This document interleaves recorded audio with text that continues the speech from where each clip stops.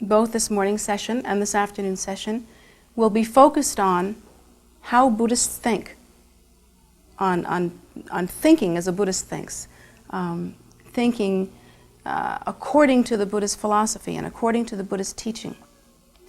The reason for this subject and its importance is that many people come here to the center to practice, and they can see that we have very many traditional hangings and pictures and cultural objects and ritual objects as well, and they feel then that there's something exotic and unique about what they see here. They see the images of the Buddha, and the images of the Buddha look Asian, and so most people that are American think of this as being exotic and different in that way, but they somehow miss the point as to how the Buddhist teachings are actually fundamentally different from other kinds of spirituality. And the focus becomes this, that we think, since we are taking exotic teachings in an exotic place, that somehow that is the bulk of the understanding. But we continue to think in the ways that we are brought up. We were brought up in a Judeo-Christian society with those kinds of ideas. We were brought up focused on the idea of an external deity. We were focused and brought up on the idea that one should do good things and that eventually one would end up in a good place because of doing those good things, but not really understanding how that actually occurs, thinking more in terms that miraculous thing somehow magically occurs due to some external force kind of chalking up marks in our big book, wherever that might be. Not really understanding what the nature of our mind is and how purification of that kind actually occurs. So it's very important to come to some kind of understanding. I am reminded of an occasion that I had to hear His Holiness the Dalai Lama speak in a cathedral in Washington. And at that point, he spoke with Episcopalian ministers and these Catholic priests and Episcopalians. And it was a meeting of different Christians. And they kept trying to stress the sameness of all religions, that at their core, all religions were the same. The ministers and priests kept doing that. And His Holiness stood up and said, in some regard, we are all the same. We all wish for peace on earth. We all wish for the benefit of beings. We all wish for the end of suffering. We all wish to attain some level of consciousness in which we are unified with our optimum goal, whatever that might be. But between your religion and my religion, there are fundamental differences, and that has to be okay. There has to be unity in diversity. We should understand that the Buddha's teaching does not rely on the attainment of oneness with any external source. The Buddha does not teach us that we, upon arriving at the goal, will somehow magically become blended with something that is essentially out there. We do not think of oneness with Godhead. We do not really think of oneness with all that is. Instead, we think of the essential sameness of all phenomena. That in the beginning there was never a distinction. That the only distinction is made within our mind, which is involved in a fixation process on self-nature as being inherently real. But that, in truth, our nature is all-pervasive, that there is no separation, that there is no distinction, that there is no specificity. Is that the right word? Can you pronounce that for me? There's an extra C in there somewhere. That one.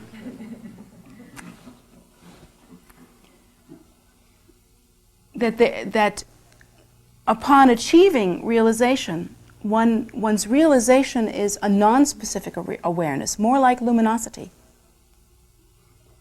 more like innate wakefulness. And so the process of fixation, and therefore the process of contrivance and distinction, is pacified. That isn't the same as attaining oneness with an external goal. The difference is that the Buddha teaches us to pacify all delusion that causes us to remain fixated on duality.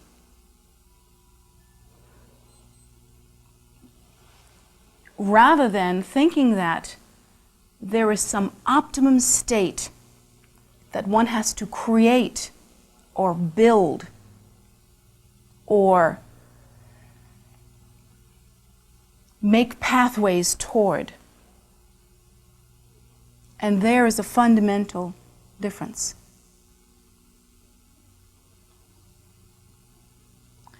There is no supreme being that we must perfect ourselves to move toward.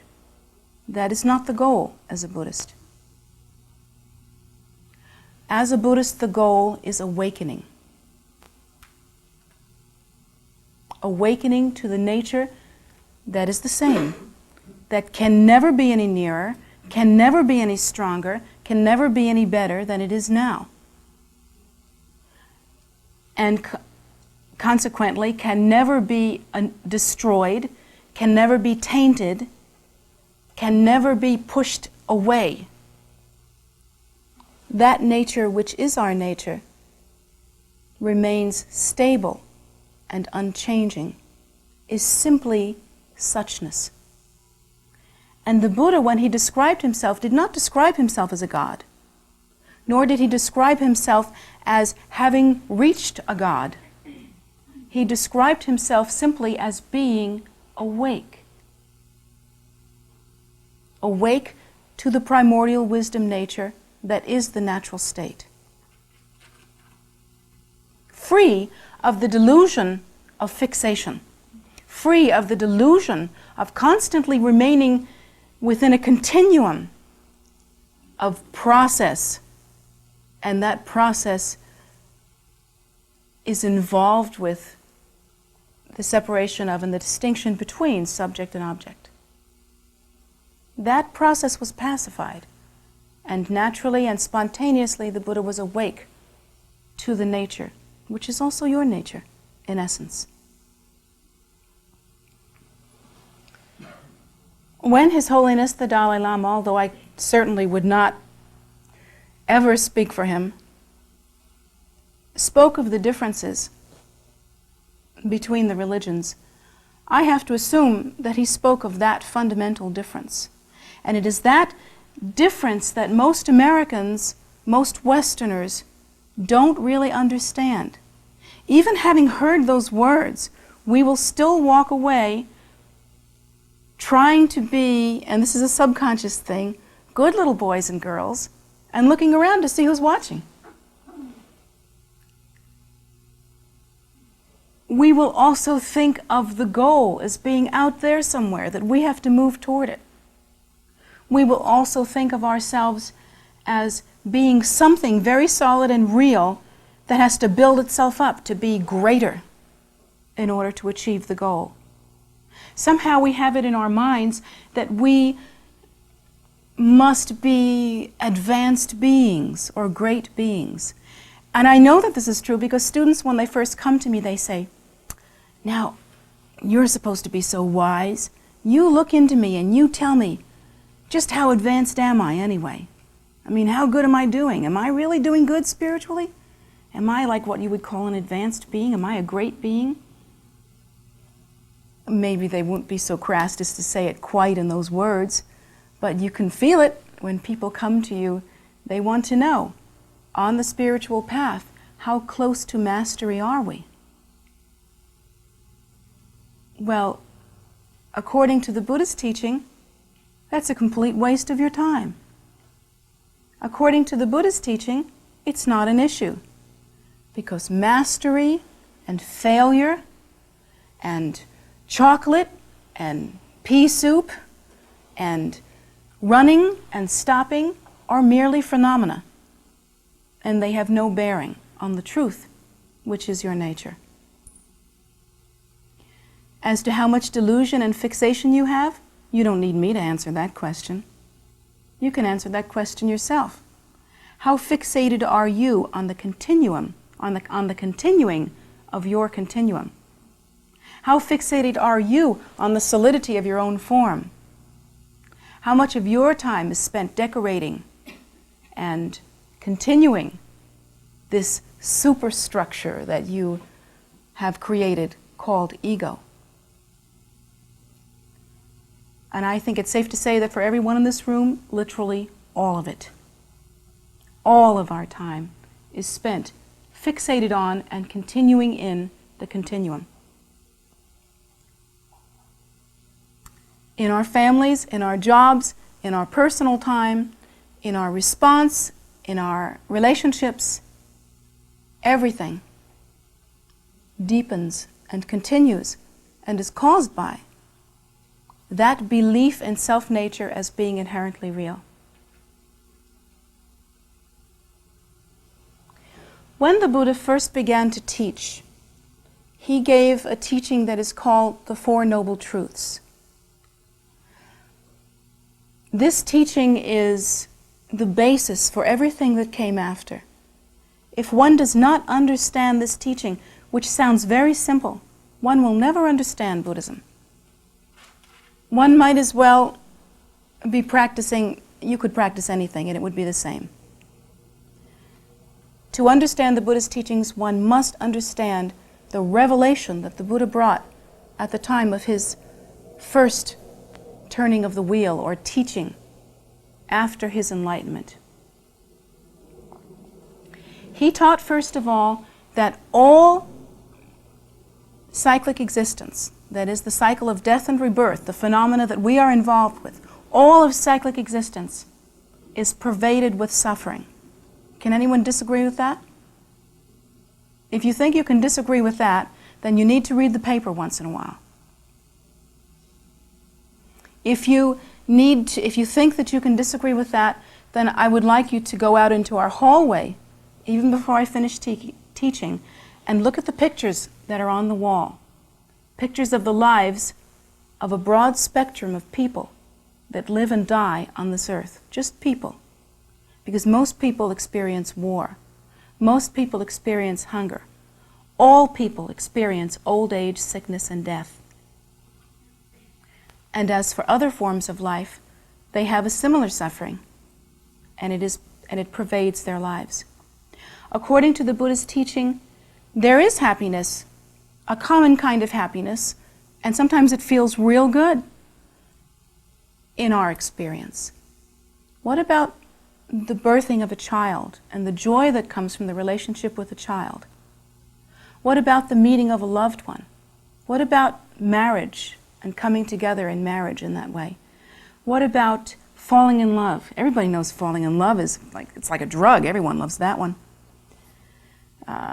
What about attaining wealth? What about having beautiful things? What about seeing beautiful things? What about simply feeling good on a good day and going out in nature and really enjoying yourself? The Buddha does not deny that these things exist. But another form of suffering that we all share is that at the end of every meeting is separating. Every single meeting ends in separating.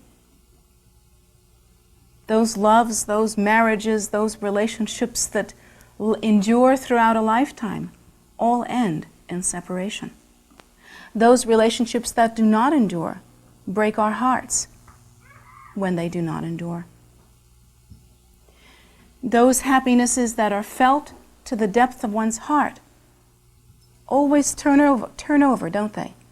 Because on the other side of that happiness, we meet again with the tendency toward loneliness, or the tendency towards unhappiness, the tendency toward sadness or angriness or anger or whatever the many feelings are that we feel. Every meeting then ends in separation. Every joy has a point of termination, a point at which it ends.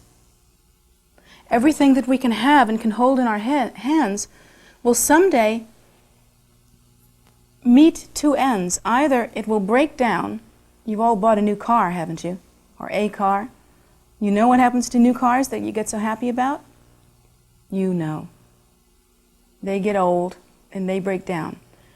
And then what about the things that maybe last a long time, like little metal things? What if they don't break down? Well, you'll lose interest in them. And that's another ending.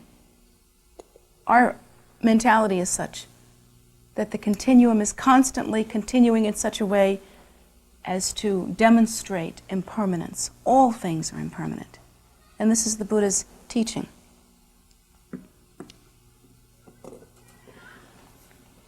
The Buddha taught us also that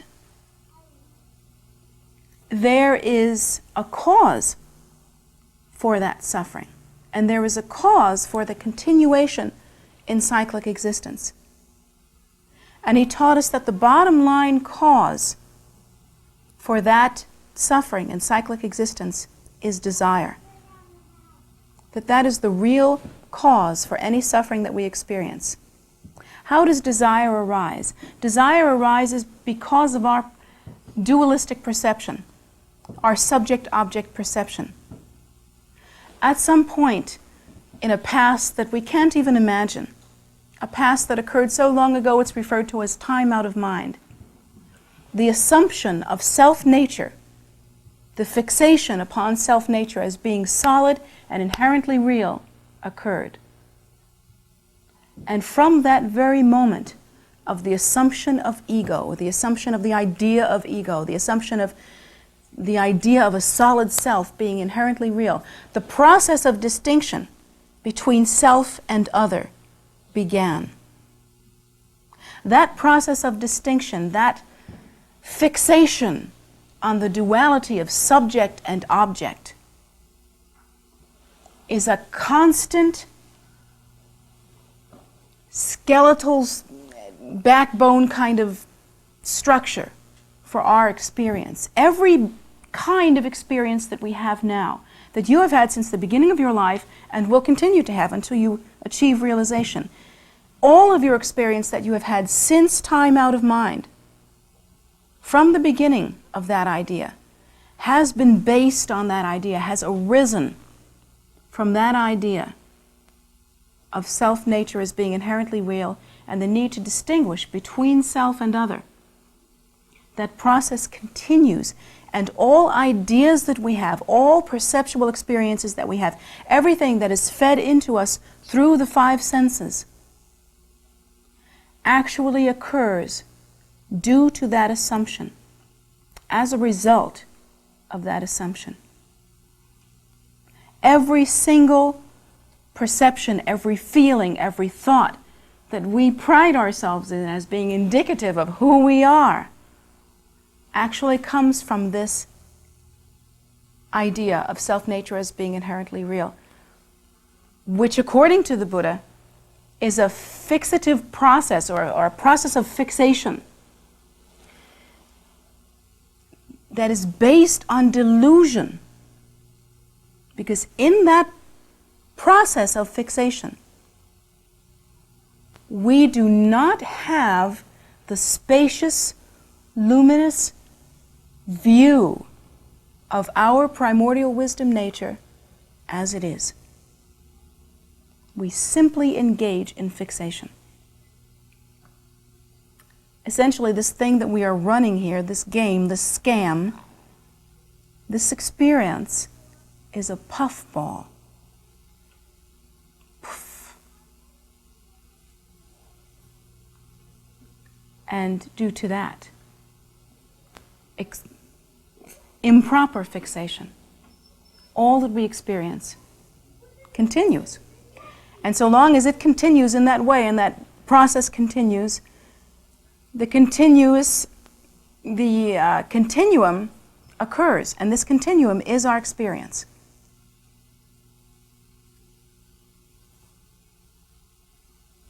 Now, interestingly, the Buddha teaches us that it isn't exactly subjective, objective perception that causes our suffering.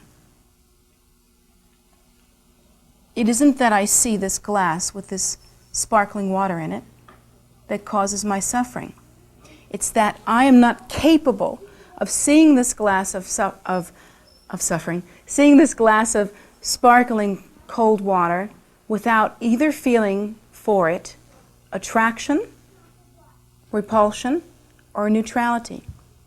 This is cold sparkling water. What happens when you hear that, when you see it? Cold sparkling water. Don't you feel that? Don't you have a feeling about whether you like cold sparkling water? Well, that's what we do with every single experience in our lives, and that is the root of our suffering. It is desire. It is that desire that naturally arises due to this fixation on self-nature as being inherently real, due to this distinction between subject and object. Every single bit of phenomena is experienced with attraction, repulsion, or neutrality. But even that neutrality is part of the continuum and leads to additional fixation, which leads to additional desire.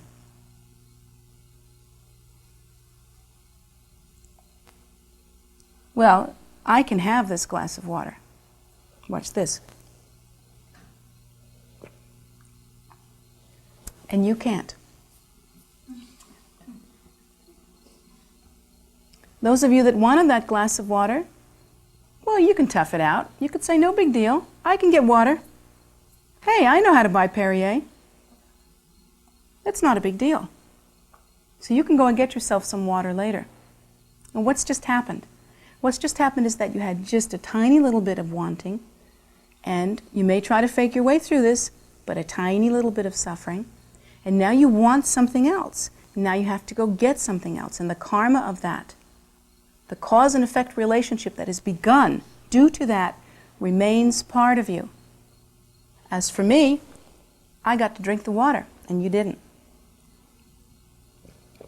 And it's good.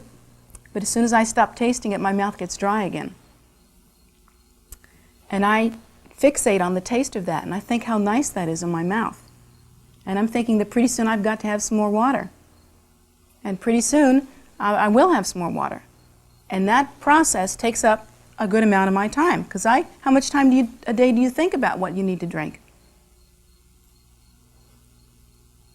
Mostly what happens due to that is that the mind remains fixated on this subjective, objective experience. And at no time while I'm tasting this water, which I think is so good, or thinking about when I'm going to have some again, am I aware of my primordial wisdom nature. Because the fixation, that habitual tendency, is so strong that I become enmeshed in it.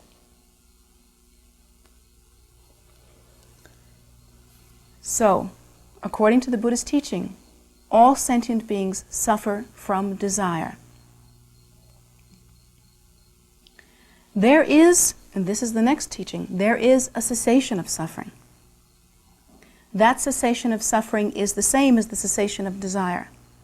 That cessation of suffering is called enlightenment. It is the only true cessation of suffering. You see, you can have lots of water, you can bathe yourself in water, you can never get out of the water. You can find someone to pour Perrier down your throat 24 hours a day, but then you've got to eat, and you have to sleep, and you have to dress, and there's no way to solve the problem, and then you're going to die. While we are involved in cyclic existence, there's no way to solve the problem. You know that. Have you ever tried to solve all your needs? You can't. It never works. Because the more you do that and the more you discover you have the power to do that, the more needs you develop. In a society that is very poor, people are focused on survival. And they spend their lives in a fairly simple regime of surviving. What happens in a society like ours where survival isn't a big deal? We're all going to survive. We can go on welfare if nothing else works. What happens in a society like ours? We have problems.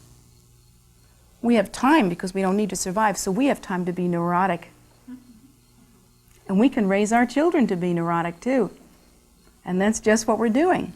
We sit around spending hours a day wondering whether we should be disciplinarians or whether we should be permissive with them. Well, when you're trying to think of how to survive, you don't worry about things like that. You think about eating. It's a different set of rules. And in our society, there is no way to solve our needs. In any society, there is no way to solve all of your needs. In cyclic existence, there is no way to solve all of the needs. It simply cannot be done. It is not possible. Because everything changes. And as the Buddha taught, all of cyclic existence is pervaded with suffering. It's not to discount, it isn't all bad news. It's not to discount that there is temporary happiness in cyclic existence. But again, be reminded that the Buddha teaches us that the problem with this temporary suffering is almost like a mixed blessing. Because the problem with this temporary happiness, rather, is almost like a mixed blessing. And the problem with this temporary happiness is that it always ends. And in the meantime, we were occupied with it. We haven't done anything about viewing our own true nature. So there's a problem there. It's almost like keeping yourself satisfied by eating the icing off the cake and never getting around to really nourishing yourself.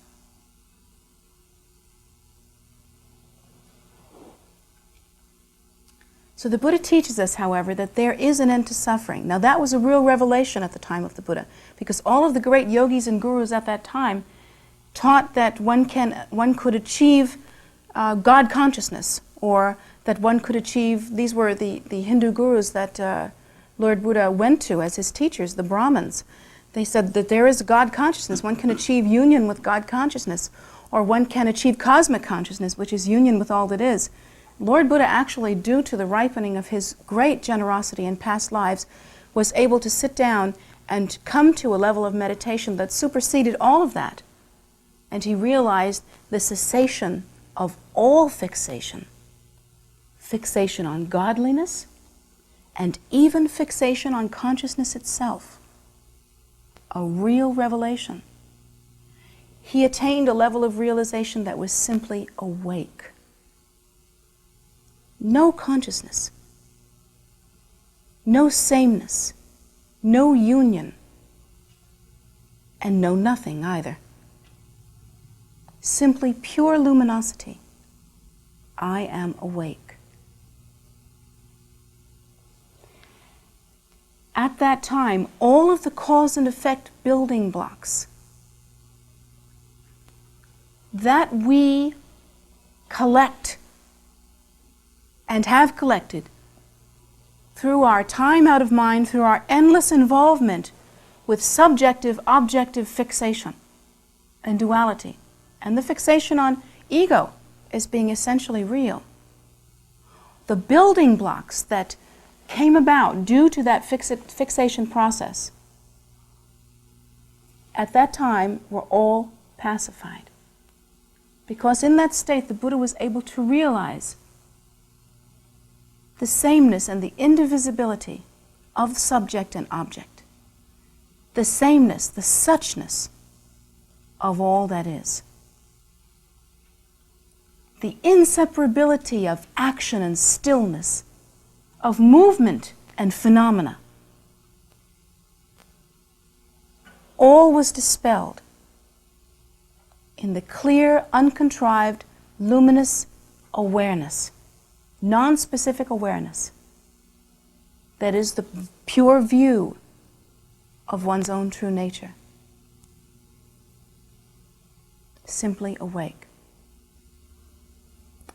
And the Buddha teaches us, therefore, that that is the end of all suffering, because the stuff that you make suffering with, the cause and effect relationships, and that's what we call karma.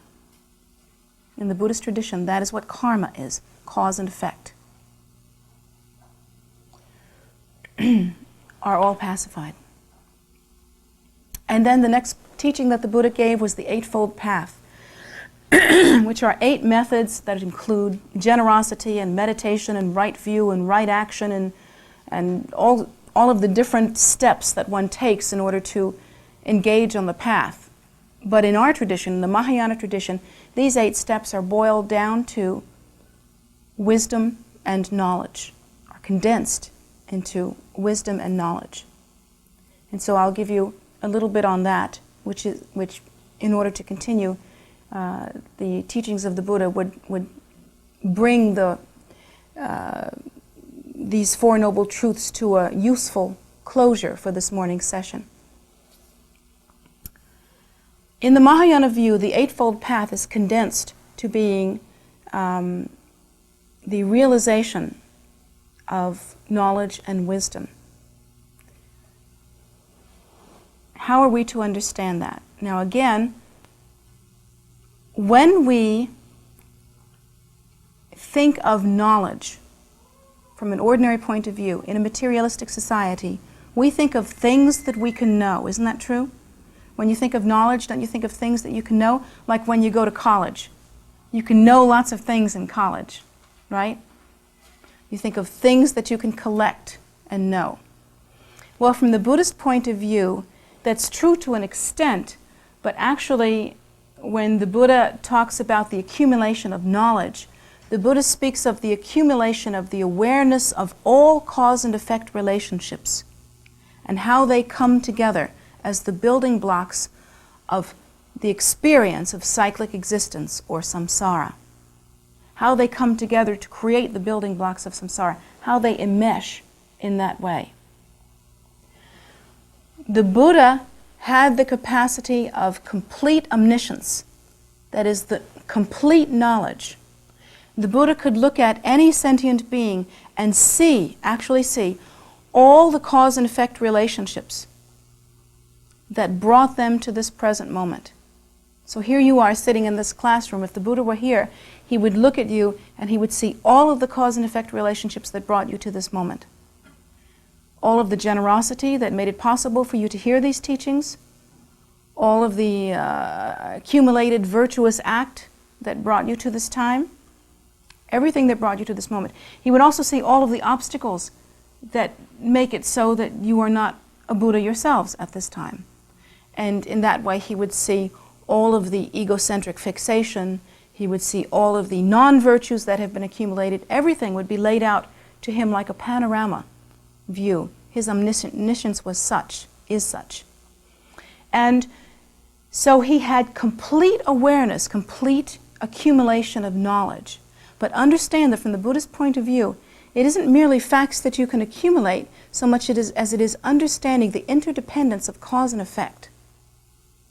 This is knowledge in the Buddhist tradition. It's the only knowledge of value. It's the only really valuable knowledge. The Buddha also had complete wisdom. Now again, when we think of wisdom, we think of, I know many things, therefore I am wise. In Buddhism, that's exactly wrong. That's exactly 180 degrees away from wisdom as a Buddhist understands wisdom. In the Buddhist point of view, wisdom is the complete awareness of the primordial empty nature, of the primordial wisdom state. That is the understanding of emptiness, the understanding of suchness, the understanding or awakening to the nature as it is, the lack of all fixation. So that from that point of view, one can see that wisdom is not compiled of many things that one knows, because this wisdom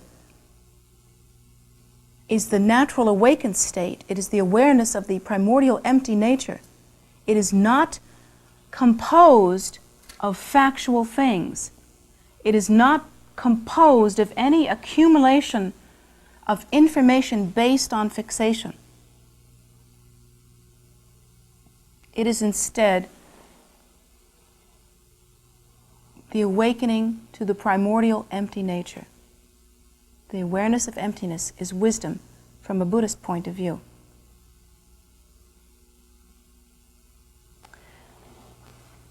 The Buddha then had these two kinds of accumulations, the accumulation of complete knowledge and the accumulation of complete wisdom. So the Buddha had the understanding of all phenomenal experience, as well as the understanding of the experience of the precious awakened state. Pure, uncontrived awareness. When we understand what we must accomplish in order to attain the cessation of suffering as the Buddha prescribed, these are the things that we must do. The first step in order to accumulate in order to attain the accumulation of knowledge is that we must understand samsara, or cyclic existence. Westerners, when they come to this path, think that it's all about everything is love and light. Or they come to this path and they think it's all about just think positive and everything will be okay. Now, a Buddhist doesn't think that way at all. A Buddhist says, basically, and forgive me the colloquialism, but get down and get dirty. Understand the faults of cyclic existence. A Buddhist must, in order to attain knowledge, must understand fully and completely the faults of cyclic existence. We must understand why cyclic existence doesn't work. As Westerners, we don't want to spend any time on that because we live good lives and we're basically happy people, sort of. Or at least we can fool ourselves into thinking we're happy until we get old and die. And there's just too much to do. We can't be sitting around being sad all the time. We don't want to get morose. And besides, didn't Norman Vincent Peale or somebody like that say that everybody's supposed to think positive? So we have all this stuff going for us. We're supposed to be positive. We're American. And that's really how Westerners are when they come to this path. Yeah, I've got a chicken in my pot and 2 cars in my garage. I'm okay. So now I want to think how to be better. I want to be spiritual too. Not only want a chicken and 2 cars, I also want spiritual. That's absolutely wrong in Buddhist thinking. In order to attain any kind of wisdom, any kind of awareness at all, one must attain the knowledge of the faults of cyclic existence. And that's why one of the first things that we must do in terms of really understanding the Buddhist teaching and really understanding Buddhist thought is we must examine the faults of cyclic existence. We must examine them very thoroughly. We have to enter into this path not with blind faith, but with our eyes open, because the Buddha's teaching is extremely logical and very real. If you think that to come here and practice the Buddha's teaching, you're going to come into this exotic place with all these wall hangings and all these exotic things, and you're going to become a bliss ninny, and that's what we do. We sit around here with red robes being bliss ninnies. Wrong. You got that wrong. You are in the wrong place. Because what you're going to do when you come here to practice the Buddha's teachings is you're going to get real. Very, very real. You're going to look at cyclic existence and you're going to face the fact that someday you're going to die. And it's up to you as to whether you use this life as something that at the end you will call beneficial, or whether you're going to waste your time. And you will have the capacity to make that distinction. And you're going to look at your sometimes young, beautiful, youthful bodies, and you're going to say, yeah, this is nice, but guess what? Pretty soon it's going to get all saggy and wrinkly. And pretty soon it's going to get sick. And pretty soon it's going to die. You're going to get real about that. You have to get real about that. Because that's the truth, and no one's ever beaten that rap. When the Buddha teaches us to make use of this precious human rebirth, he does so not in some sort of exotic, far-flung way, but he teaches us to be very, very honest and very courageous and very real. Now we must engage in a kind of practice that is referred to in the preliminary stages as turning the mind. We must turn the mind. What does that mean? The mind is constantly fixated on gratification and self-satisfaction. Constantly fixated on the idea that if you just dance fast enough, you're going to get happy somehow. Or if you just perform, someday you'll believe it. Or if you just think positive, someday things will get good. The Buddha is going to teach us that rather than continuing this chronic, habitual fixation on delusion, that instead we should turn our minds to face the facts, to look at what cyclic existence actually is, that it's an impermanent, changing process that results in death and rebirth, and the rebirth in a form that we cannot determine beforehand. It will occur according to our karma. And deciding that that is the case, the Buddha will teach us that we must then act accordingly. If we turn our minds and realize the faults of cyclic existence, we have a choice. We can act intelligently. The Buddha teaches us that all of our sufferings occur due to this habitual fixation on self-nature as being inherently real and the resultant desire. And he also gives us a way to antidote that desire. So we can look at cyclic existence, we can decide what the faults are, and we can take the antidote as a medicine and spend our lives applying the antidote till at the end of our incarnation, at the end of this life, we can look at the experience that we have just had over the past 80 or so years, if we're lucky, and we can say, I have spent that time well. Or we can have our chicken in our pot in our boat, and we can have our color TV, and we can dance real fast, and we can think real pretty, and we can do all the things that we have been taught to do in a materialistic society, and we can still reach the age of 80, and we can still die, just like anyone else. And we can realize that none of it, not even so much as the teaching says a sesame seed, can we take with us. None of us will receive any benefit from that in the intermediate state or in our next rebirth. The only benefit from the life that we live now, if we choose wisely, is the benefit that we develop due to applying the antidote that the Buddha prescribes. The benefit that we obtain by purifying our mind streams and thereby pacifying our habitual compulsive tendencies.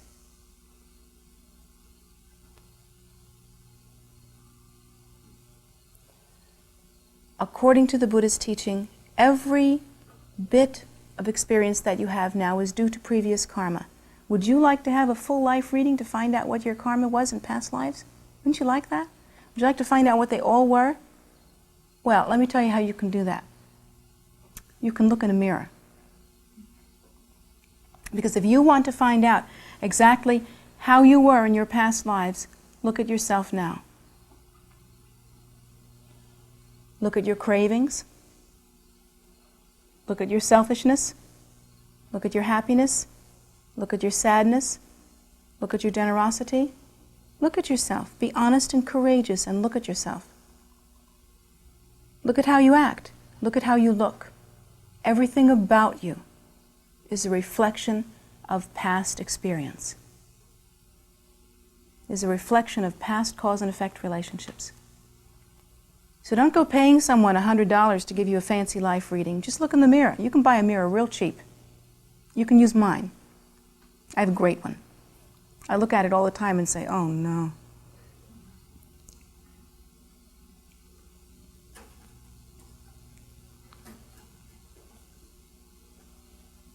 So, to begin Buddhist thought, we actually get very serious. and we get very real, we get very logical, and we get very practical. And rather than allowing ourselves to get swept away with some crazy idea of what it is to be spiritual, for the first time in our lives, we act like people that are trying to get through a room that we know has lots of obstacles in it, like an obstacle course.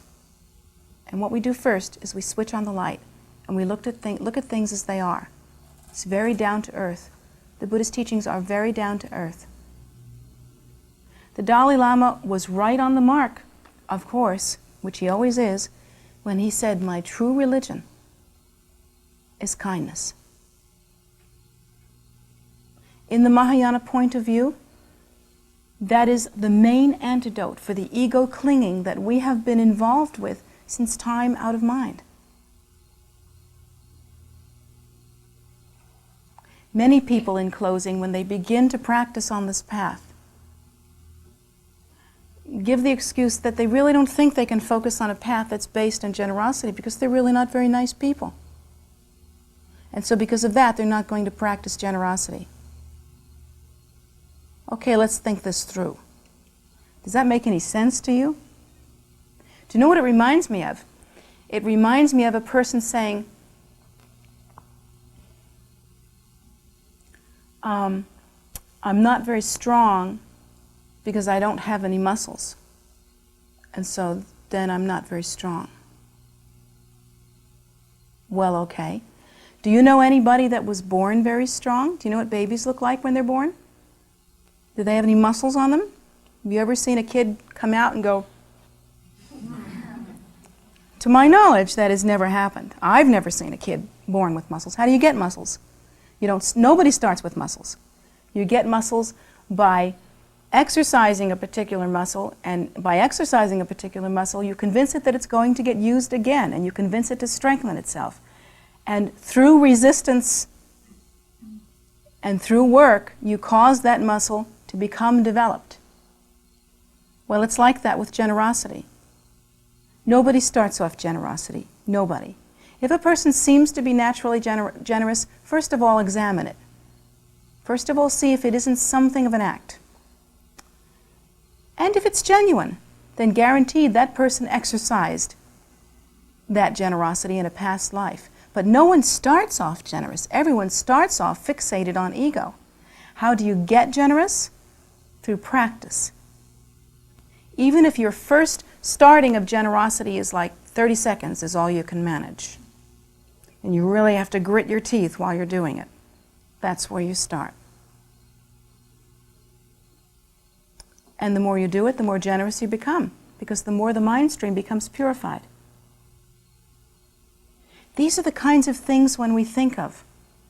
Starting the Buddhist path, we must think of this. We must examine the faults of cyclic existence, and we must begin to practically and intelligently, diligently, and in a disciplined fashion, take the antidote. We have to get that this fixation on egocentricity, this desire, is like a disease, that we all have this disease, and now it is time to take the antidote. It's as simple as that. A joke that I keep making is that people come to me and they say, "Wow, you've been recognized. 2 years ago, you were recognized. They put you on a throne. You must be some highfalutin smart lady. So tell me, hit me with it. What's the secret of the universe?" And they wait. What's the secret of the universe? Well, let me tell you what the secret of the universe is. It's hard work. Work hard. That's it. There's no other secret. That's it. Sorry. I know you were hoping for something really wonderful. My daughter made up a word. In fact, I decided the other day that I was going to use this. It was yesterday, in fact, after working on the land all day, so you'll forgive me. My daughter thinks that it's impressive that some of us have these words that she doesn't understand, like she chants in Tibetan and she doesn't really know what the words are yet. So she thinks that we're just running around making up words. She decided she was going to make up a word. See, my daughter is 2 now. There's a difference between her and you. You shouldn't be doing this. But anyway, she made up this word, and the word is doda. So she has this word, doda, and when she doesn't understand something, she says, Doda. So you could play the same game that my daughter's playing. You can pay me lots of money and come and sit at my feet, and I'll dress up and look real kind of fancy and spiritual-like, and you can say to me, "What's the secret of the universe, O Great One?" And I can say, "Doda." And then where will you be? You will be worse than before you came, because you'll be a lot poorer and you just made a complete fool out of yourself. Well, that's not what the Buddha does. The Buddha says, basically, that cyclic existence is faulted and that there is an antidote which brings about enlightenment or the cessation of suffering. That's it. Now the ball's in your court. Will you practice the antidote? Will you actually bring about the causes that alleviate your suffering? Or will you continually throw up your hands, hope for the best, and chant Doda? Think about it.